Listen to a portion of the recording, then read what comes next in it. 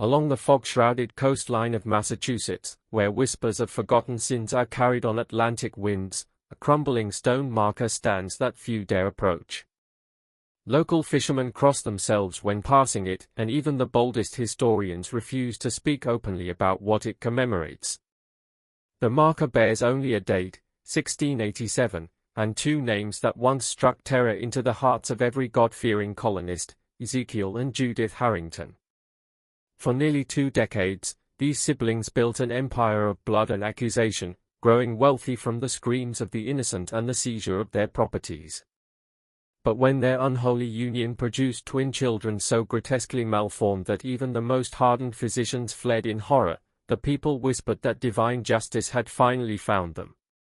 What really happened in that isolated manor house, where 8-year-old children with twisted bodies and brilliant minds plotted against their own parents, remained buried beneath layers of fear and superstition, until now. Before we continue with the story of the Harrington siblings and their terrible legacy, I want you to subscribe to our channel and hit that notification bell, because stories like this one, stories that most people would rather forget, are exactly what we uncover here.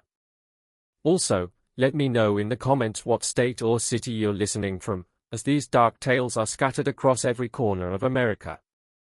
The truth about the Harrington fortune and its cursed inheritors reveals a level of calculated evil that would make even the most hardened observer question what humanity is truly capable of when greed overrides conscience.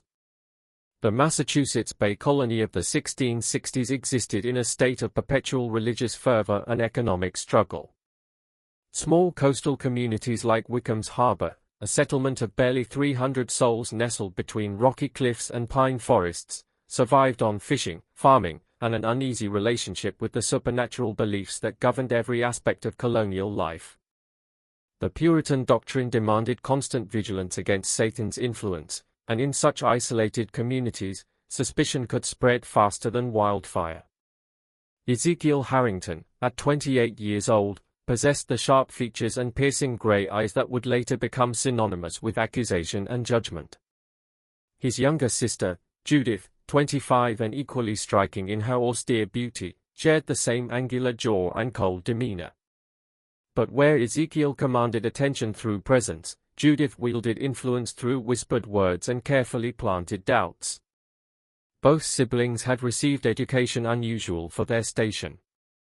Their father, a failed merchant from Boston, had insisted on teaching them to read, write, and most importantly, to understand the legal intricacies of property ownership and inheritance law.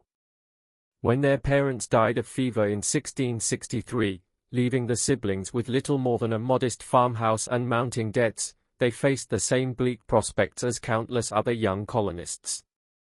But unlike their neighbors who turned to honest labor or trade, the Harrington siblings recognized an opportunity in the growing hysteria surrounding witchcraft.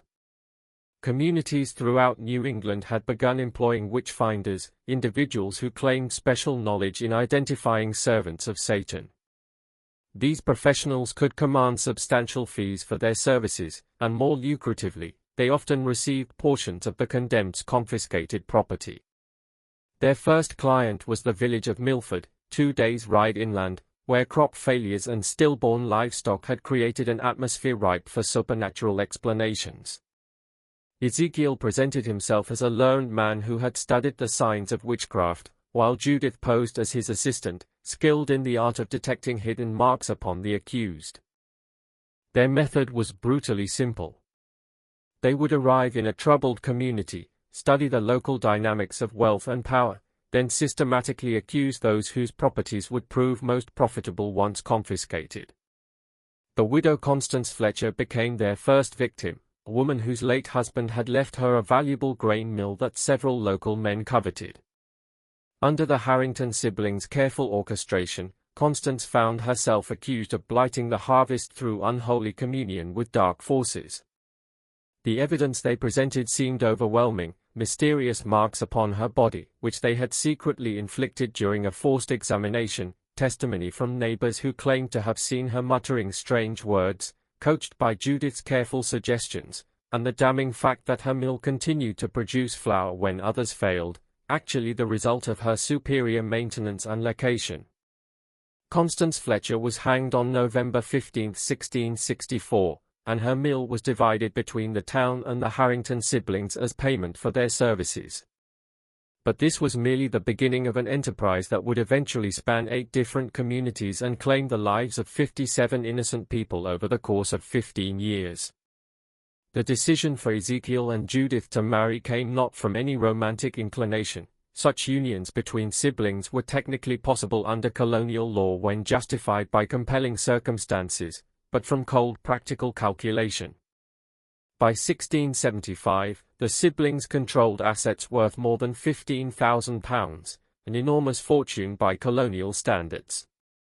They owned property in 9 different communities, held mortgages on dozens of farms and businesses, and possessed detailed records of their various criminal activities spanning more than a decade. The problem they faced was one of inheritance and security. If either sibling married outside the family, their spouse would gain legal rights to a portion of their wealth and, more dangerously, potential access to the carefully guarded secrets that had made their fortune possible. Similarly, if either sibling died without direct heirs, complex inheritance laws might result in their assets being distributed among distant relatives or even claimed by the colonial government. Their solution demonstrated the same ruthless pragmatism that had characterized their entire careers. Ezekiel, as the elder sibling, would marry Judith in a private ceremony performed by a corrupt minister they had compromised during a witch trial in Salem Village. The union would be kept secret from the wider community, presented instead as a business partnership between a confirmed spinster and bachelor who had dedicated their lives to serving God through the identification and elimination of supernatural threats. The secret wedding took place on December 21, 1675, during the winter solstice, a date chosen for its symbolic significance rather than any supernatural beliefs. The ceremony was held in the basement of their manor, witnessed only by the corrupt minister and 2 servants who had been threatened into silence. The wedding itself was a mockery of Christian tradition, performed not in celebration of love or spiritual union, but as a legal maneuver designed to protect their accumulated wealth and shared secrets. The pregnancy that began in early 1676 seemed to validate the siblings' confidence in their unholy arrangement. Judith's condition progressed normally through the first several months with no signs of complications or abnormalities. The siblings hired a skilled midwife from Boston, paying her an extraordinary fee to relocate temporarily to their manor and provide the best possible care. They ordered special foods, imported medicines, and even commissioned matching cradles crafted from the finest mahogany and fitted with silk bedding suitable for children destined to inherit great wealth. But as Judith's pregnancy advanced into its final trimester, subtle signs began to emerge that something was terribly wrong. The first indication came during the 7th month when Judith began experiencing movements that the midwife described as unusual in their violence and coordination. Sarah Whiteham, the experienced midwife who had delivered more than 300 babies throughout her career, had never felt fetal movements quite like those occurring within Judith's womb. Rather than the typical patterns of kicks and turns that characterize normal development, these movements seemed to involve multiple entities engaged in what could only be described as combat. "It's as though they are fighting each other," Sarah confided to her assistant, a young woman named Emma Prescott who had come from Boston to help with what was expected to be a routine, if secretive, delivery. "I've delivered twins before many times, but never have I felt such aggressive motion. It's almost as if they are trying to harm one another." Ezekiel dismissed these concerns as the superstitious imaginings of an old woman, but privately he began to worry. The siblings had invested too much in this pregnancy to accept that anything might go wrong, and Ezekiel threw himself into research designed to explain and address whatever complications might arise. He purchased every medical text available in the colonies, corresponded with physicians in London and Edinburgh, and even consulted with several midwives from other regions to gather information about difficult births and abnormal developments. What he discovered in his research was both reassuring and deeply disturbing. Multiple texts confirmed that twin pregnancies often involved more violent fetal movements than single births, particularly when the children were competing for limited space and resources within the womb.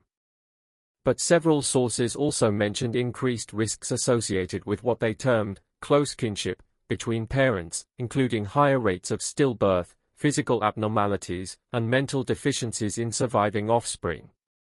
The birth, when it finally began on March 15, 1677, lasted for nearly 2 days and involved complications that would haunt Sarah Whiteham for the remainder of her life.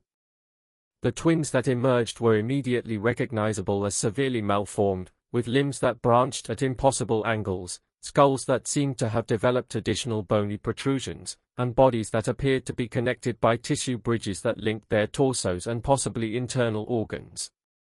What truly shocked the attending women was the realization that these children possessed an awareness and coordination that seemed far beyond their apparent developmental stage. They moved with purpose, grasped objects placed near them, and seemed to communicate with each other through a series of sounds and gestures that neither midwife could interpret. Despite their severe physical abnormalities, the twins demonstrated intelligence that was both remarkable and deeply unsettling. The children, whom Ezekiel and Judith named Gabriel and Raphael, choosing biblical names that might provide some protection against supernatural interpretation of their condition, survived their difficult birth and began to grow in ways that defied every expectation about children born with such severe deformities. By their first birthday, it was clear that their intelligence far exceeded normal developmental milestones, even as their physical limitations became more pronounced. The years between 1677 and 1685 marked both the height of the Harrington siblings' power and the beginning of their greatest challenge. As Gabriel and Raphael grew from infants into children, their unique combination of severe physical deformities and extraordinary intelligence created problems that went far beyond simple medical care. The boys, for they were indeed male twins, despite their unusual shared anatomy, required constant supervision and specialized attention that made maintaining the siblings' public careers increasingly difficult.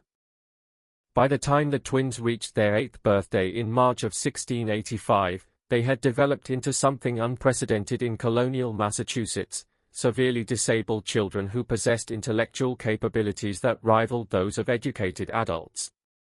Despite their inability to walk normally or engage in typical childhood activities, Gabriel and Raphael had taught themselves to read by age 4, had mastered basic mathematics by age 5, and by their 7th year were engaging in philosophical discussions that would have challenged university students.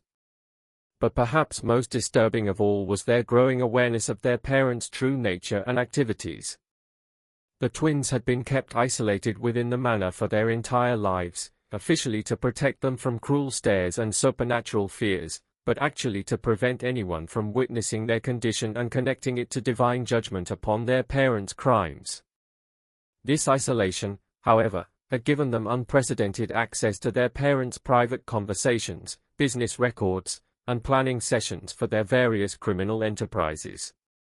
Gabriel and Raphael had developed an uncanny ability to remain silent and motionless when adults entered their vicinity, leading Ezekiel and Judith to discuss sensitive matters freely in their presence, assuming the children were too young or too disabled to understand what they were hearing. This assumption proved to be a catastrophic mistake that would ultimately lead to the siblings' destruction. By 1685, the twins possessed detailed knowledge of their parents' witch hunting operations, including specific information about manufactured evidence, bribed witnesses, and the systematic murder of innocent people for financial gain. More significantly, they had begun to understand that their own physical condition was not the result of divine judgment or random misfortune, but rather the direct consequence of their parents' decision to marry within their bloodline to protect their criminal empire. This understanding had filled the children with a mixture of rage, grief, and determination that was remarkable in its intensity and sophistication.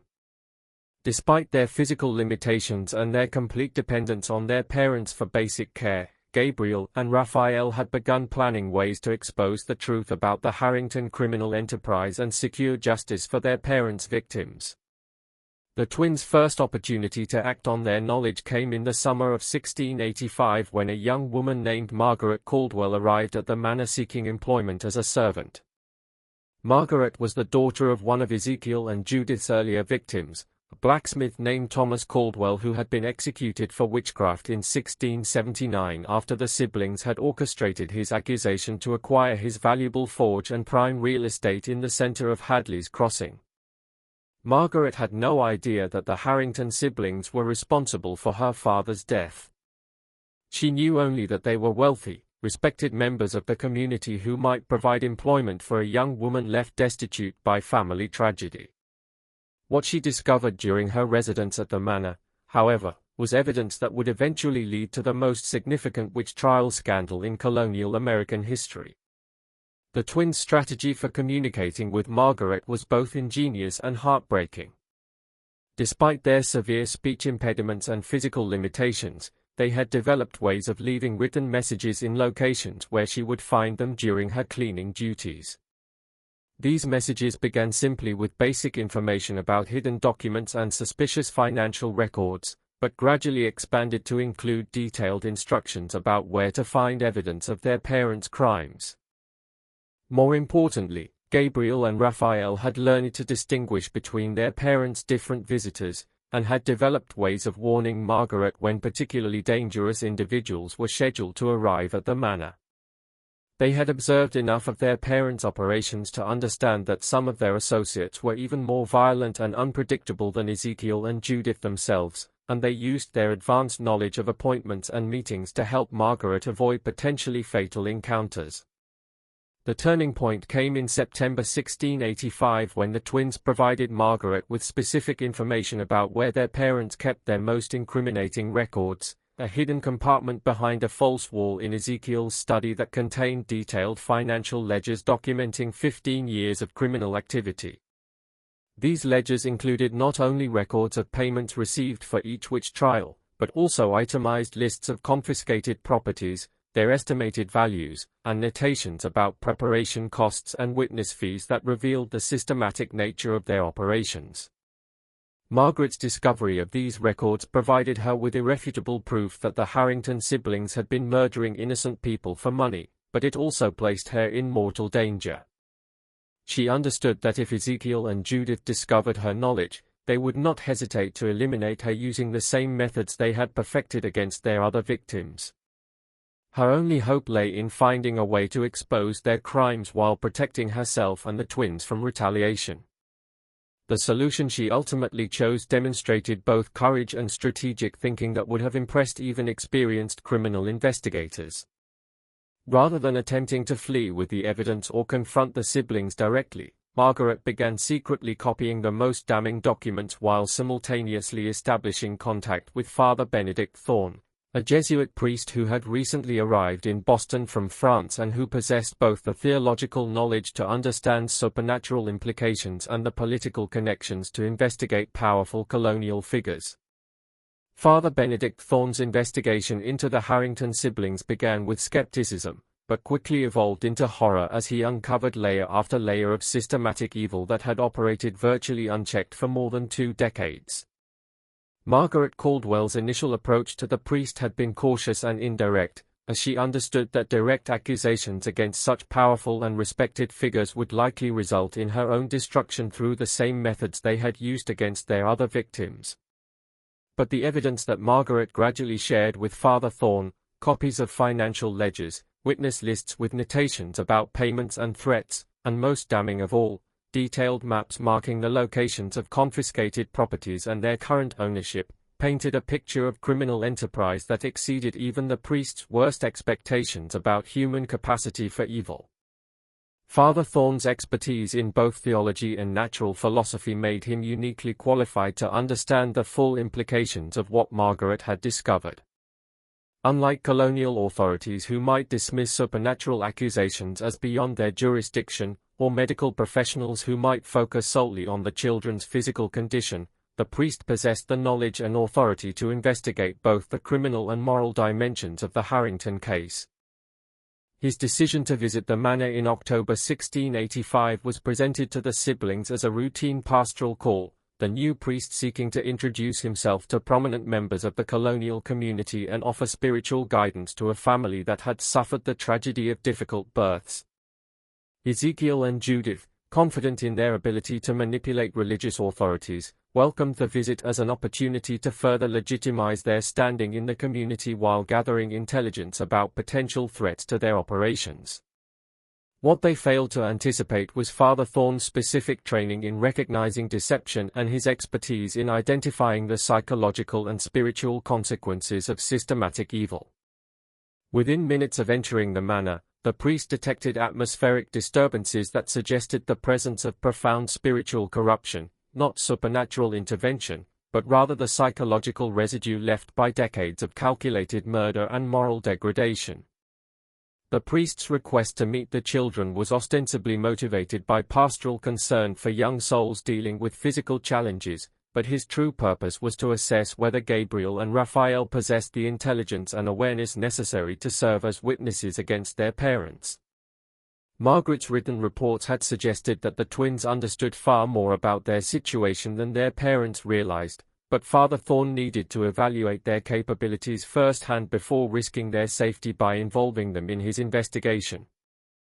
When Father Thorn finally gained access to the children's chambers, what he encountered there exceeded even Margaret's detailed descriptions in its combination of tragedy and possibility.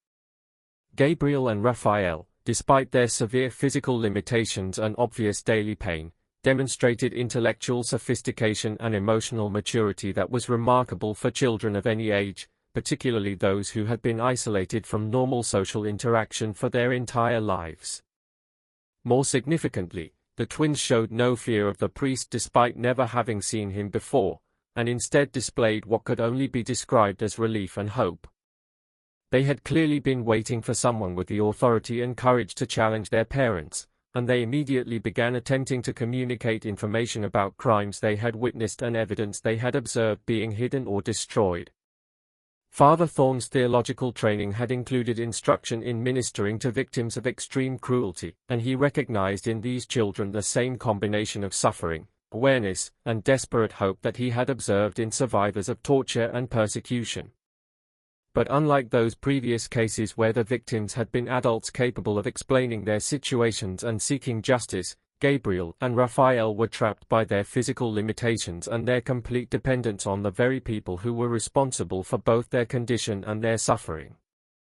The priest's departure from the manor was superficially cordial, but all parties understood that a fundamental confrontation had begun. Father Thorn had seen enough to confirm his worst suspicions about the children's situation and their parents' character, while Ezekiel and Judith had recognized in his manner and questions a level of perception and determination that posed unprecedented danger to their carefully constructed lives. The investigation that Father Thorn launched upon returning to Boston was methodical, comprehensive, and conducted with the full resources of the Catholic Church's administrative and intelligence networks. Unlike the crude legal systems of the individual colonies, the Church possessed sophisticated methods for gathering evidence, analyzing testimony, and building cases against powerful individuals who believed themselves above earthly justice. Within 3 weeks, Father Thorn had assembled a complete dossier on the Harrington siblings' activities, including financial records subpoenaed from colonial banks, testimonies from surviving relatives of their victims, and most damning of all, a detailed confession from Marcus Fletcher, a former accomplice who had helped plant evidence and coach witnesses for several witch trials in exchange for payment and protection from his own legal troubles. Marcus Fletcher's confession revealed the true scope of the Harrington criminal enterprise, including details about their methods for selecting victims, creating false evidence, and coordinating with corrupt officials to ensure favorable legal outcomes. But more importantly for Father Thorn's purposes, Fletcher's testimony included specific information about the siblings' decision to marry each other and their explicit discussions about using their children's condition to further expand their wealth through private exhibitions to wealthy individuals curious about medical anomalies. This revelation added an additional layer of horror to an already overwhelming case. Ezekiel and Judith had not only condemned innocent people to death for financial gain, but they had also brought children into the world through an incestuous union specifically designed to protect their criminal empire, and they were now planning to exploit their offspring's suffering for additional profit. But Father Thorn's most powerful weapon in his campaign against the Harrington siblings proved to be the children themselves. Gabriel and Raphael, despite their youth and physical limitations, possessed detailed memories of conversations and events that provided crucial corroboration for the evidence found in their parents' records. More importantly, their obvious intelligence and moral awareness made them compelling witnesses whose testimony could not be dismissed as the fantasies of damaged minds. The priest's careful interviews with the twins, conducted during secret visits arranged by Margaret Caldwell, revealed a level of systematic abuse and exploitation that went far beyond simple neglect. Ezekiel and Judith had not only hidden their children from the world to protect their own reputations, but they had also used the twins' isolation and dependence to conduct psychological experiments designed to test the limits of human endurance and adaptability. Gabriel and Raphael described years of being subjected to painful medical procedures without anesthesia, being forced to perform intellectual tasks under threat of withdrawn food or comfort, and being used as subjects for their parents' theories about the relationship between physical deformity and mental capacity. Most horrifying of all, they revealed that their parents had been systematically documenting their development and behavior with the intention of selling detailed reports to European physicians interested in the effects of consanguinity on human offspring. The final months of 1685 brought escalating tension to the Harrington manor as multiple forces converged to threaten the siblings' carefully constructed empire of blood and deception. Father Thorne's investigation had reached the point where he possessed irrefutable evidence of their crimes, but he faced the delicate challenge of exposing such powerful and dangerous individuals without triggering a violent response that might endanger the children and other potential witnesses. Meanwhile, Gabriel and Raphael had grown increasingly bold in their efforts to assist in their parents' downfall. Using their privileged position as isolated invalids to observe and document activities that even Margaret Caldwell could not safely witness, the twins had developed sophisticated methods for recording information despite their physical limitations, creating hidden caches of written evidence that detailed their parents' ongoing criminal activities and future plans. The children's growing defiance had not gone unnoticed by their parents, who had begun to suspect that their offspring possessed more awareness and capability than they had previously realized. Ezekiel and Judith's response to this suspicion revealed the complete absence of natural parental affection that had characterized their relationship with the twins from birth. Rather than feeling pride in their children's intelligence or concern for their well-being, the siblings viewed Gabriel and Raphael's developing autonomy as a potential threat to their security. The crisis that would ultimately bring the entire criminal enterprise crashing down began in early December 1685 when Ezekiel discovered evidence that someone had been accessing his hidden financial records. Scratch marks on the false walls, concealed hinges, and displaced dust patterns on the document suggested repeated unauthorized entry to his most sensitive files.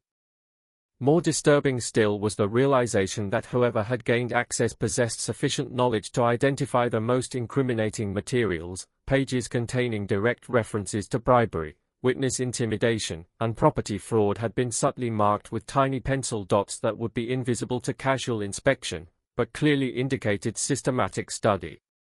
Ezekiel's immediate suspicion fell upon Margaret Caldwell, whose position as household servant provided her with both opportunity and motivation to spy on her employers. But when he and Judith subjected Margaret to brutal interrogation using techniques they had perfected during their witch-hunting career, they discovered that while she indeed possessed knowledge of their crimes, she could not possibly have been responsible for all of the security breaches they had detected. The truth that their own children had been systematically gathering evidence against them for months was so far outside their psychological framework that neither sibling initially considered the possibility. They had become so accustomed to viewing Gabriel and Raphael as helpless dependents whose physical limitations rendered them essentially harmless that they could not conceive of the twins as active threats to their security. This blindness to their children's capabilities proved to be a fatal miscalculation that would ultimately cost them everything they had worked to build. While Ezekiel and Judith focused their suspicions on external threats like Margaret Caldwell and Father Thorne, Gabriel and Raphael continued their intelligence-gathering activities with increasing sophistication and boldness. The twins had developed communication methods that allowed them to coordinate their efforts despite being physically separated during most daily activities. They used a combination of written messages, coded sounds, and even manipulation of household objects to share information and plan their next moves. Their physical limitations, which their parents viewed as guarantees of helplessness, had actually forced them to develop intellectual and observational skills that far exceeded those of normal children their age. By mid-December 1685, Gabriel and Raphael had compiled evidence that included not only documentation of their parents' past crimes, but also detailed intelligence about planned future operations. They had learned that Ezekiel and Judith were preparing to expand their activities into the Connecticut River Valley, where recent Indian raids had created community tensions that could be exploited for profit through accusations of supernatural collaboration with hostile forces. More immediately threatening was the twins' discovery that their parents had begun planning their elimination as potential witnesses and security risks. Gabriel and Raphael had overheard discussions about tragic accidents that might befall disabled children during the harsh winter months, and they had observed their parents making preparations that suggested an intention to dispose of them before spring arrived. The children's response to this threat demonstrated both their remarkable intelligence and their profound understanding of their parents' psychology. Rather than attempting to flee or simply warning Father Thorn about their immediate danger, Gabriel and Raphael chose to accelerate their evidence-gathering activities while simultaneously laying the groundwork for a final confrontation that would expose the full scope of their parents' evil. Their plan was both elegant and terrible in its sophistication. They would use their parents' own methods against them, orchestrating a scenario that would force Ezekiel and Judith to reveal their true nature in the presence of witnesses who possessed the authority and credibility to ensure justice. The twins understood that their physical condition made them unlikely to survive any direct conflict with their parents, but they were willing to sacrifice themselves if their deaths could guarantee the exposure of crimes that had claimed dozens of innocent lives. The opportunity they had been waiting for came on December 21, 1685, the 10th anniversary of their parents' secret wedding, and a date that Ezekiel and Judith always marked with private celebrations that revealed their true personalities more clearly than any other occasion. This annual ritual, which the siblings viewed as a commemoration of their successful partnership in evil, provided Gabriel and Raphael with the perfect setting for their final gambit. Just when we thought we'd seen it all, the horror in the Harrington Manor intensifies. If this story is giving you chills, share this video with a friend who loves dark mysteries. Hit that like button to support our content, and don't forget to subscribe to never miss stories like this. Let's discover together what happens next. The twins' plan required precise timing, complete commitment, and a level of courage that would have been remarkable in adults, let alone children who had never known life outside the walls of their prison home. But Gabriel and Raphael understood that they possessed something their parents had never expected, the moral clarity that comes from suffering injustice and the intellectual capacity to transform that clarity into effective action. The events of December 21, 1685 unfolded with a precision that reflected months of careful planning by two 8-year-old children who had never experienced normal childhood, but had instead been forced to develop the strategic thinking of seasoned investigators. Gabriel and Raphael's plan depended on their intimate knowledge of their parents' habits, personalities, and criminal methods, combined with their unique position as witnesses whom Ezekiel and Judith consistently underestimated. The twins had arranged for Father Thorn to arrive at the manor during the evening hours when their parents traditionally conducted their anniversary celebration, a private ritual that involved reviewing their accumulated wealth, reading selected passages from their victim lists, and planning future operations. This celebration, which the siblings believed to be completely secret, actually took place in a room directly above the children's chambers, and Gabriel and Raphael had been listening to these annual recitations of evil for years. The atmosphere in the manor that December evening was thick with an almost palpable sense of malevolence as Ezekiel and Judith prepared for their 10th anniversary celebration. The siblings had spent the day reviewing their financial records and preparing materials for what they planned to be their final winter in Massachusetts before relocating their operations to the more profitable and less scrutinized territories of the Carolina colonies. They had already begun liquidating some of their New England properties and were preparing to establish new identities that would allow them to continue their criminal enterprise in regions where their reputations had not yet preceded them. Gabriel and Raphael, confined to their chambers as always during their parents' private meetings, had spent weeks preparing for this night with the methodical precision of experienced conspirators. Despite their physical limitations, they had managed to create multiple hidden caches of evidence throughout the manor, including copies of their parents' most incriminating documents, detailed maps of confiscated properties, and written testimonies describing specific crimes they had witnessed or overheard being planned. More significantly, the twins had spent months weakening specific structural elements of the manor's construction using tools they had fashioned from household items and techniques they had learned by studying architectural texts from their parents' extensive library. Their plan required not only perfect timing, but also an understanding of physics and engineering that would have challenged adult builders. Yet they had mastered these concepts through pure necessity and their desperate determination to escape their prison. Father Thorn's arrival at the manor was preceded by a careful reconnaissance that he had conducted over several weeks, during which he had mapped the building's layout, identified potential escape routes, and established communication protocols with Gabriel and Raphael through a system of light signals visible from their chamber windows.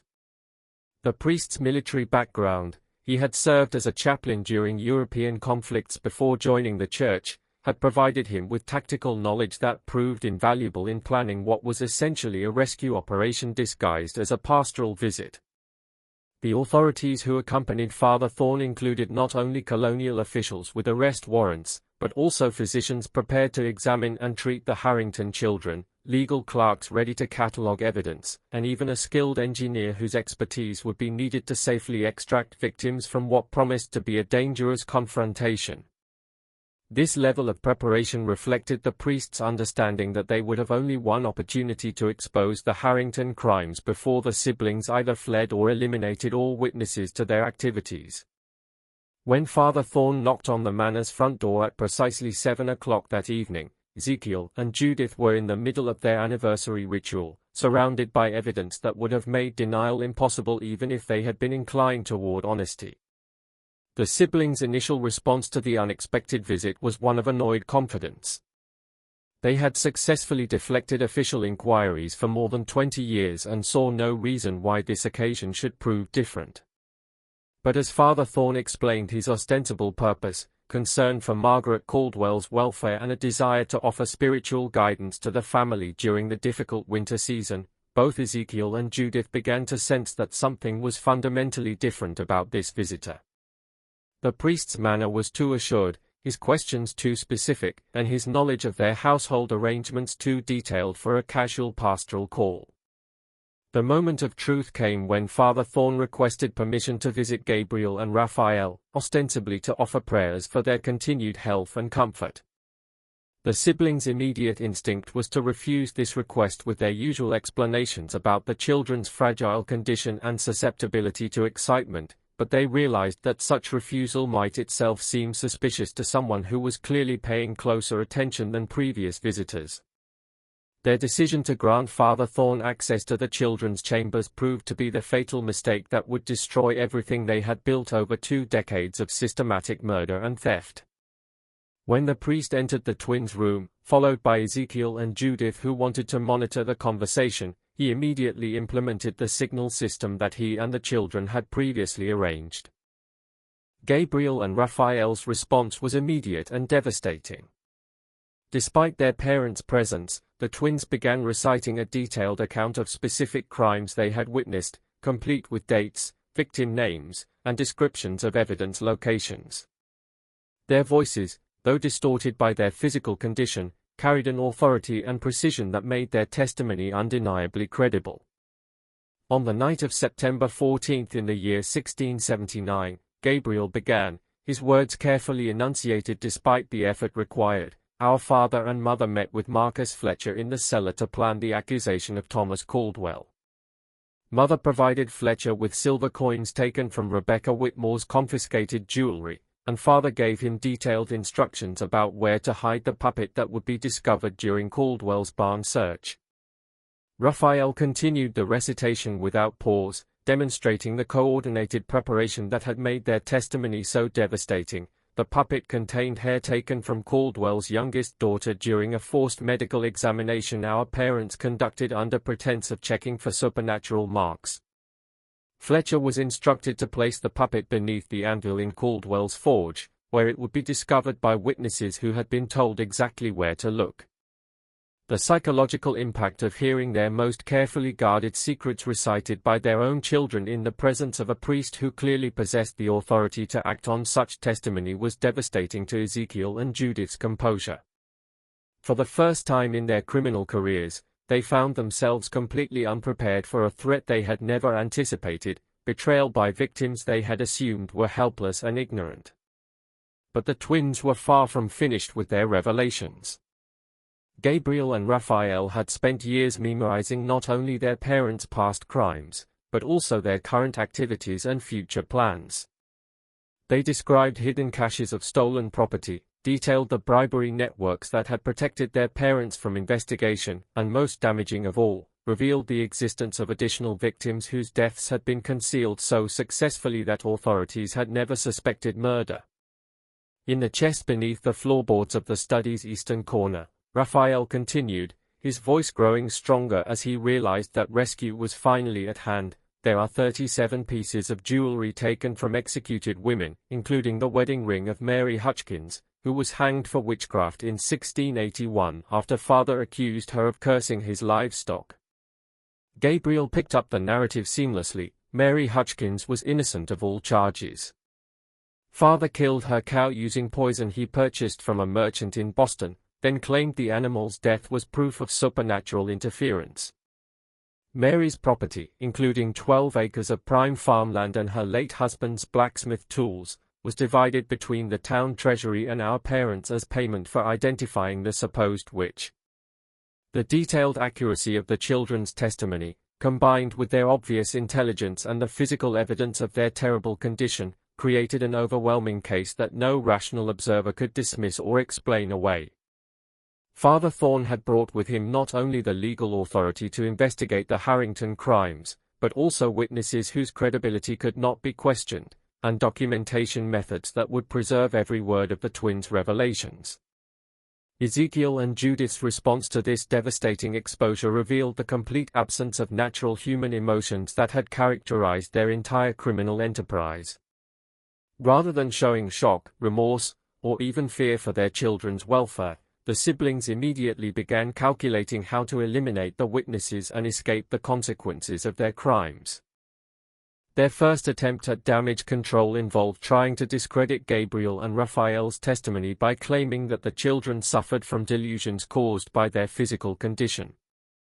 But this strategy collapsed when Father Thorne produced copies of documents that corroborated every detail the twins had provided, along with testimony from other witnesses who had independently confirmed specific elements of their account. Realizing that denial was impossible and that their criminal enterprise was about to be completely exposed, Ezekiel and Judith implemented the emergency plan they had developed for exactly this scenario. Hidden throughout the manor were weapons, escape routes, and contingency funds that would allow them to eliminate all witnesses and flee to territories where colonial authority could not reach them. The violence that followed was swift and brutal, but it unfolded exactly as Gabriel and Raphael had anticipated and planned. The twins had spent months studying their parents' emergency procedures and had developed countermeasures designed to protect their rescuers while ensuring that Ezekiel and Judith could not escape justice. When Ezekiel drew a concealed pistol and attempted to shoot Father Thorne, he discovered that the weapon's firing mechanism had been subtly sabotaged by small metal fragments that Gabriel had painstakingly inserted into the barrel over many weeks. The gun exploded in his hand, causing severe injuries that left him unable to continue fighting. Judith's attempt to use a hidden knife against the colonial officials was thwarted when she triggered one of several floor traps that Raphael had prepared by loosening specific floorboards in strategic locations. Her fall not only incapacitated her, but also activated a series of mechanical devices that the twins had constructed to barricade doors and windows, preventing any possibility of escape. The final confrontation took place in the manor's main hall, where the structural modifications that Gabriel and Raphael had made over many months finally achieved their intended purpose. The twins had calculated the precise amount of damage needed to make specific portions of the building unstable while leaving safe passages for their intended rescuers. When Ezekiel and Judith realized that their escape routes had been blocked and their weapons rendered useless, they made one final desperate attempt to silence their children permanently. But Gabriel and Raphael had anticipated this response and had prepared their ultimate defense, a coordinated collapse of the manor's central support structure that would trap their parents while creating protective shelter around themselves and their rescuers. The twins' engineering calculations proved to be remarkably accurate. The building's collapse occurred exactly as they had planned, creating a debris field that pinned Ezekiel and Judith beneath massive wooden beams while leaving Gabriel, Raphael, Father Thorn, and the colonial officials in a protected alcove that remained structurally sound. The physical destruction of the manor served multiple purposes beyond simply stopping the siblings' escape attempt. The collapse exposed hidden rooms and concealed storage areas that contained additional evidence of their crimes, including preserved documents, stolen property, and even the remains of victims whose deaths had never been officially recorded. Most significantly, the destruction of the building that had served as both prison and torture chamber for Gabriel and Raphael represented a symbolic end to their captivity and the beginning of their liberation. The twins had literally brought down the walls that had confined them for 8 years, using their intelligence and determination to transform their physical limitations into strategic advantages. When rescue workers finally cleared enough debris to reach the survivors, they found a scene that perfectly illustrated the moral dimensions of the Harrington case. Ezekiel and Judith lay dead beneath the rubble, their faces showing the shock and disbelief of criminals who had never imagined that their own children could orchestrate their downfall. Gabriel and Raphael, though injured and exhausted, were very much alive and eager to continue providing testimony that would expose the full scope of their parents' criminal enterprise. The twins' survival and their obvious intelligence made them compelling witnesses whose testimony would prove crucial in the legal proceedings that followed. But more importantly, their courage in exposing their parents' crimes despite the enormous personal risk demonstrated that physical limitations need not constrain moral agency or the pursuit of justice. The aftermath of the Harrington Manor's collapse sent shockwaves throughout colonial Massachusetts that would influence legal procedures, religious practices, and community vigilance for generations to come. The detailed evidence recovered from the ruins, combined with Gabriel and Raphael's comprehensive testimony, provided irrefutable proof of systematic judicial murder that forced colonial authorities to confront the terrifying possibility that other witch trials might have been similarly corrupted by greed and manipulation. The immediate legal consequences were unprecedented in their scope and severity. Within days of the manor's destruction, colonial courts had issued post